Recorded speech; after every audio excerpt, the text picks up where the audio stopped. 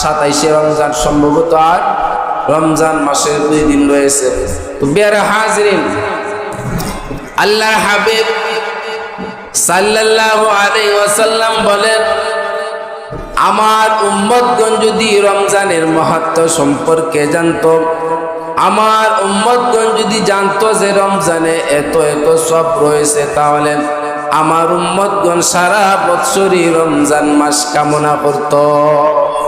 আমার উম্মতরা যদি জানতো যে রমজান মধ্যে এত মহত্ব রয়েছে, রমজান মাসে এত মহত্ব রয়েছে, রমজান মাসের এত ফজিলত রয়েছে, তাহলে তারা সারা বছরই রমজান মাস কামনা করত।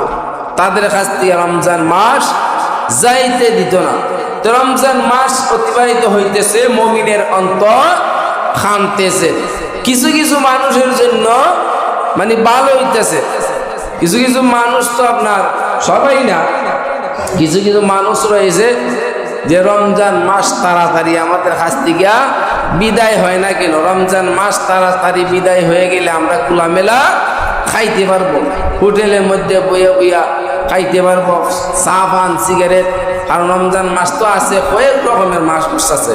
কেউ কেউ আছে যদিও রোজা না রাখে, তাহলে লুকাইয়া চাপাইয়া আহার করবো। আর কেউ কেউ আছে রোজা রাখে না, তা আল্লাহরে ডরাইছি না আর মানুষে ডরাইয়া কি করবো, আল্লাহরে যখন ডরাইছি না মানুষে ডরাইয়া কি করবো। বেচারা রোজাদার বেচারা সামনে বইয়া বইয়া বসে বসে সিগারেট খাইতেছে। কত বড় নির্লজ্জ আমরা মুসলমান। এখন এই মুসলমান থেকে, এই রকম মুসলমান থেকে আগের যুগের ওই ইহুদি খ্রিস্টান বালা, কারণ এই যুগের মুসলমান কিছুদিন আগে এই একটা ভিডিও দেখছি, বিশ্ববিদ্যালয়ে লেখাপড়া করছে, বিশ্ববিদ্যালয়ে লেখাপড়া করে মাথার তার ছিঁড়ে গেছে গাইতে, বিশ্ববিদ্যালয়ে লেখাপড়া করে হের মাথার তার ছিঁড়ে গেছে গা। হে মোবাইলের মধ্যে ভাষণ দিতেছে, বলতেছে যে রোজা হইলে জেলজির ব্যক্তিগত ইচ্ছা, জেলজির ব্যক্তিগত ইচ্ছা। বাংলাদেশে যে সমস্ত হোটেলগণ আছে, সমস্ত হোটেল আছে, এই সমস্ত হোটেল খোলা থাকে না কেন? মোল্লা বলতে হোটেল বন্ধ করার জন্য তারা মিছিল মিটিং হোটেলওয়ালার চাপ দেন। এটা কেন? মোল্লা বলতে হোটেলওয়ালা বলতে চাপ দেয় কেন?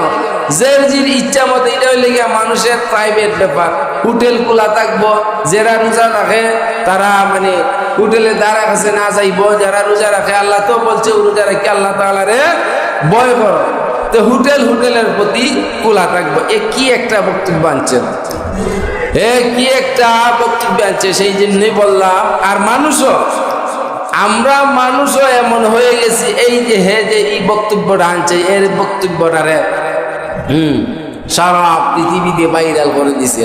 আমাদের রুচি একবারে কমে গেছে, আমাদের রুচি একবারে কমে গেছে। কিসের জন্য? ভালো জিনিস আছে না, ভালো জিনিস ভাইরাল করতে চায় না। একটা ওয়াজ আছে, হ্যাঁ, বড় বড় আলেমের ওয়াজ আছে, এটারে ভাইরাল করতে না, ভাইরাল করবো কি তারে?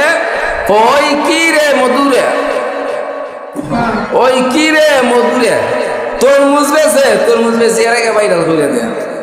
কি এক কথা, ওই কি রে মধুরে, ওই কি রে মধুরে হয়ে সেইটা সারা পৃথিবীতে ভাইরাল হয়েছে।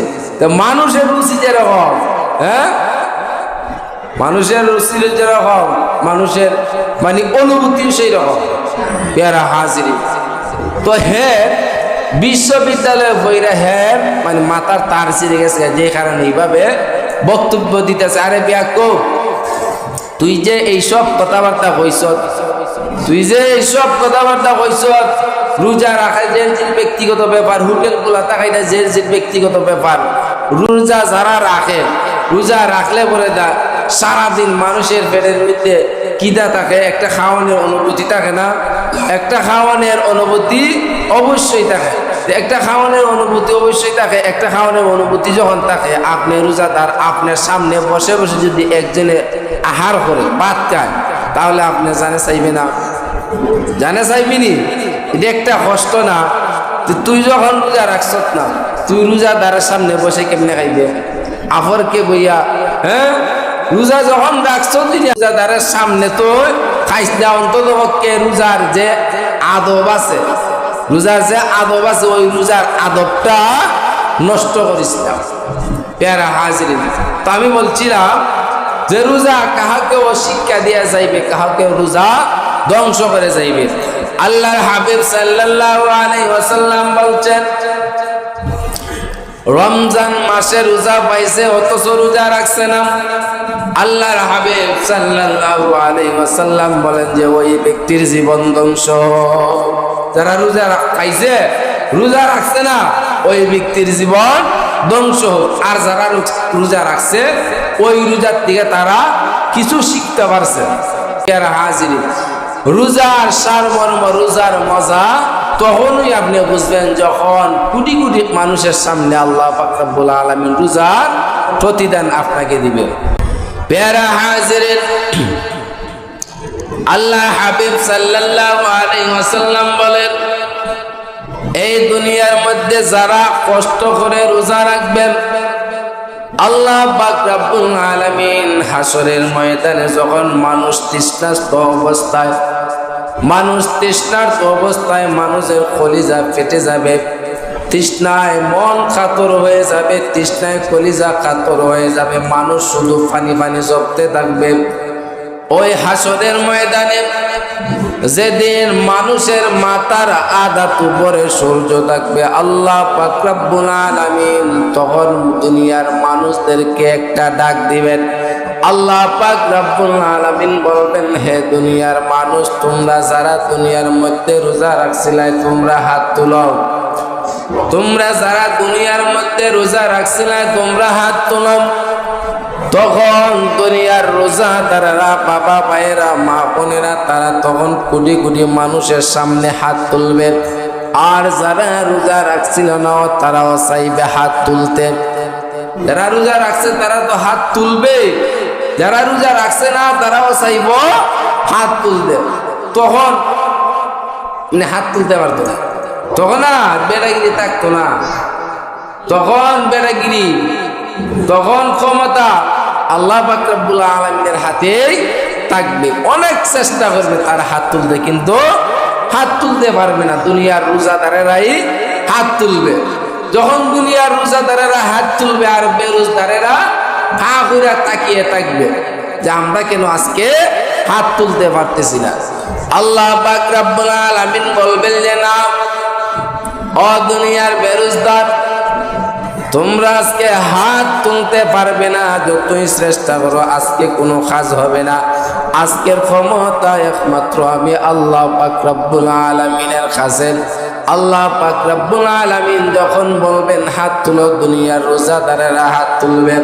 আল্লাহ পাক রব্বুল আলামিন তখন ফেরেশতাদেরকে বলবে, ও ফেরেশতারা, এই হাসরের ময়দানে আমার দুনিয়ার রোজাদারেরা তৃষ্ণার্ত অবস্থায় রয়েছে। প্যারা হাজিরিন, মানুষ এত পিপাসার্ত হবে ওই সময়টা কিন্তু আল্লাহ পাক রব্বুল আলামিন দুনিয়ার রোজাদারদেরকে ডাক দিবেন। রোজাদারদেরকে ডাক দিয়ে তাদেরকে হাত তুলাইবেন আর ফেরেশতাদেরকে বলবেন, ও ফেরেশতারা, তোমরা হাউজে কাউসারে চলে যাও। হাউজে কাউসার থেকে তোমরা এক পেয়ালা করে শরবত আনো। ওই এক পেয়ালা করে শরবত আনে তোমরা আমার দুনিয়ার রোজাদারকে তোমরা পান করাও। সম্মানিত হাজিরিন, আল্লাহ পাক রব্বুল আলামিনের হুকুমে ফেরেশতারা হাউজে কাউসারে চলে যাবে। হাউজে কাউসার থেকে ঠান্ডা শরবত এনে দুনিয়ার রোজাদারকে পান করাইবে। আল্লাহর হাবিব সাল্লাল্লাহু আলাইহি ওয়াসাল্লাম বলেন, যখন হাউজে কাউসার পান করাইবে তখন দুনিয়ার রোজাদারেরা বেহেশতে প্রবেশ করা পর্যন্ত তারা আর কখনো তৃষ্ণার্ত হবে না। দুনিয়ার রোজাদারেরা হাউজে কাউসার পান করার পরে তখন তারা বেহেশতে প্রবেশ করা পর্যন্ত আর তারা তৃষ্ণার্ত হবে না।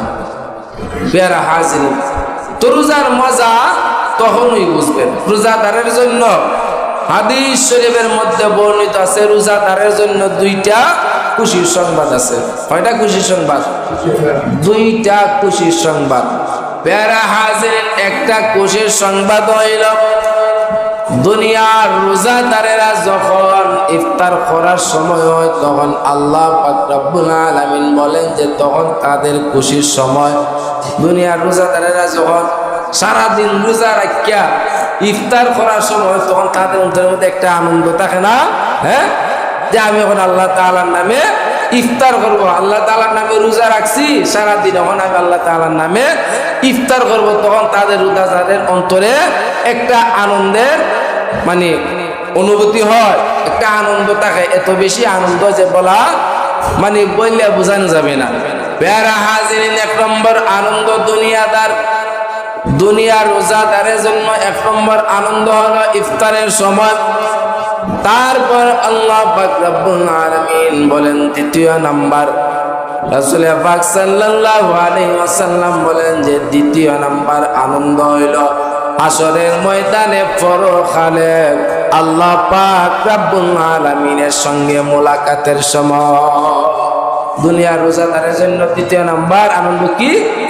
যখন আপনি আল্লাহ পাক রব্বুল আলামিনের সঙ্গে মোলাকাত করতে পারবেন তখনই আপনি বুঝতে পারবেন যে রোজাদার রাখছিলেন, দুনিয়ার মধ্যে যে ইবাদত বন্দিগি করছিলেন কিসের জন্য করছিলেন, তখন কি আনন্দটা পাইবেন, মজাটা পাইবেন। একটা কথা হয় না যে দরবারের শেষে আর খাওয়ানোর আগে, বুঝলেন?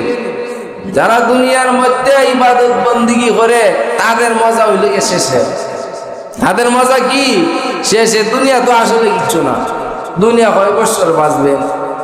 60 বছর, 70 বছর, না 1000 বছর বাঁচিয়ে যাবেন গা? 1000 বছর পাইবেন নি? আমরা পাইতাম না, কিন্তু 1000 বছরও আল্লাহ নবীগণ বাঁচছেন। যাই হোক, আমি কথার কথা বলছি, 100 বছর বাঁচবেন, এর বেশি বাঁচবেন না। তারপর অনন্তকালের জন্য পরকালে ফারি জমাইবেন। তো অনন্তকালের জন্য যখন পরকালে ফারি জমাইবেন তখন অনন্তকাল খবরে কেমনে থাকবেন এই চিন্তাটা করছেন নি? এই চিন্তাটা করছেন নি? শান্তিতে থাকবেন না অশান্তিতে থাকবেন? অনন্তকালের জন্য ফারি জমাইলে দুনিয়ার মধ্যে পাপ কাজ কইরা কি খবরের মধ্যে শান্তিতে থাকা যায়? হ্যাঁ, না ভালো কাজ কইরা খবরের মধ্যে শান্তিতে থাকা যায়? নামাজ পড়া খবরের মধ্যে শান্তিতে থাকা যায় না নামাজ না পড়া খবরের মধ্যে শান্তিতে দেখা যায়? এইটুকু দুনিয়ার মধ্যে থাকাকালীন অবস্থায় চিন্তা করিলেন। প্যারা হাজিরিন,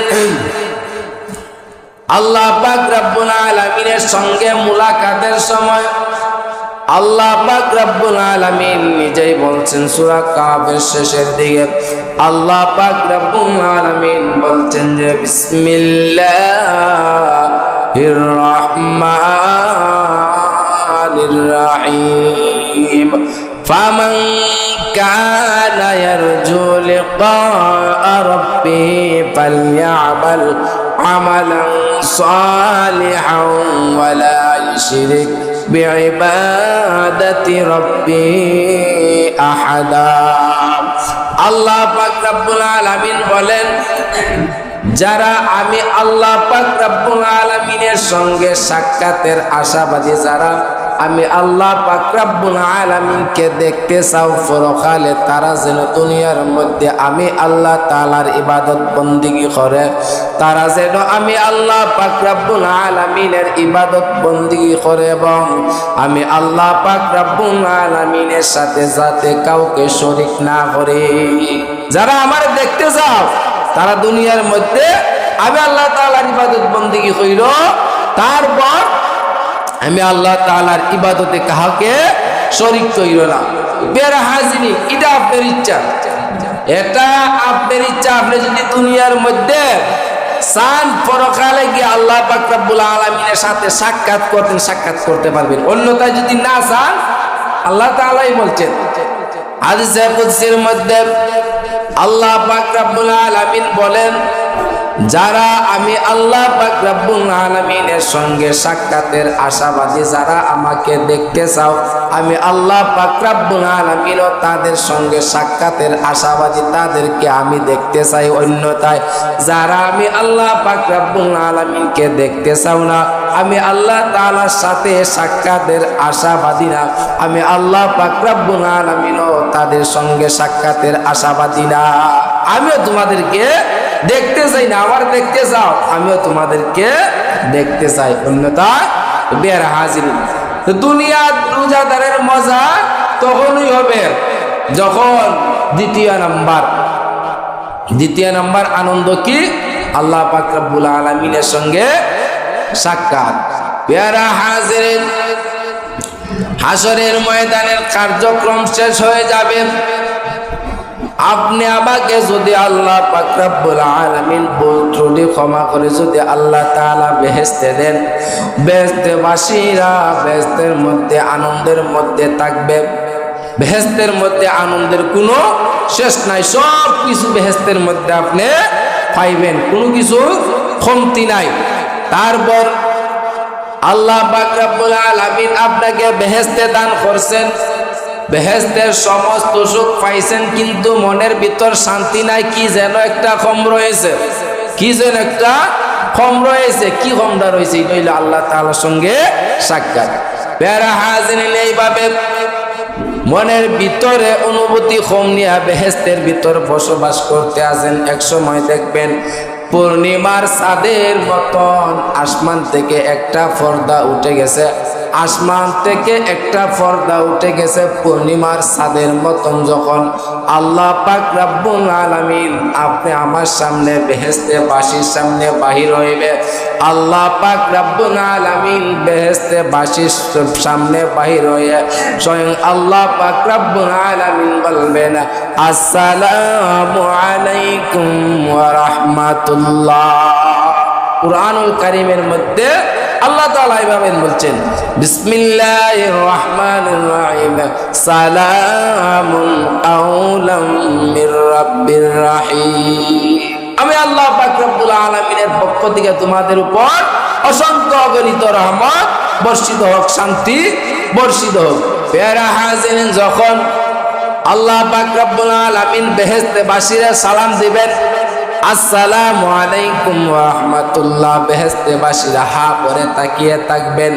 আল্লাহর হাবিব সাল্লাল্লাহু আলাইহি ওয়াসাল্লাম এক সময় সাহাবাদেরকে নিয়ে আলোচনা করতে আসেন, রাত্রের বেলায় সাহাবীদেরকে নিয়ে আলোচনা করতে আসেন।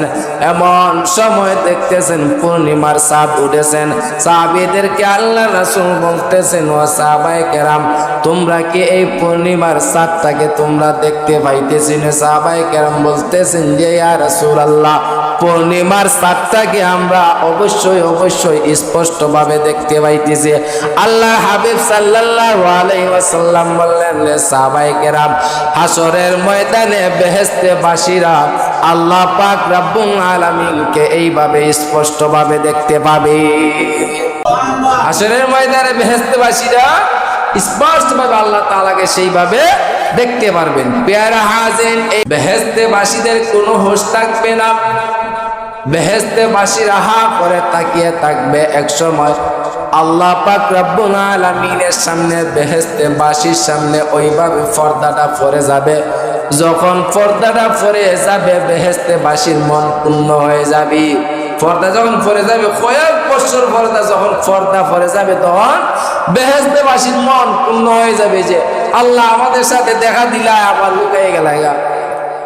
রব্বুল আলামিন আমাদের সামনে দেখা দিলা, আবার লুকাইয়ে গেলেন, পর্দার অন্তরালে চলে গেলেন। আল্লাহ পাক রব্বুল আলামিন বলবেন, বেহেশতে বাসীরা তোমরা কয়েক বছর অতিক্রম করেছো, কয়েক বছর যাবত তোমরা আমাকে দেখেছো। তখন বেহেশতে বাসীরা বলবে, ও রব্বুল আলামিন, কয়েক বছর তো নয়, আমরা যেন আপনাকে একটু সময় দেখেছি। ও আল্লাহ, আমরা তো তোমার একটু সময় দেখছি। আল্লাহ পাক রব্বুল আলামিন বলবেন যে না, একটু সময় না, কয়েক বছর তোমরা এবং আমার মধ্যে অতিক্রম হয়েছে, তোমরা হইতে পারো না। কয়েক বছর কেন অতিক্রম হবে? কয়েক বছর অতিক্রম হওয়ার একটাই কারণ, আল্লাহ পাক রব্বুল আলামিন যে কি অপূর্ব সৌন্দর্য, কি অপূর্ব, এটা একমাত্র মানে বোঝার কোনো ক্ষমতা নাই। একটা দিকে তাকিয়ে, এক বস্তুর দিকে তাকিয়ে যদি আপনার কয়েক বছর অতিক্রম হয়, তাহলে আপনি কি দেখবেন নিজেই অনুভূতি করেন, নিজেই নিজে একটু চিন্তা করেন।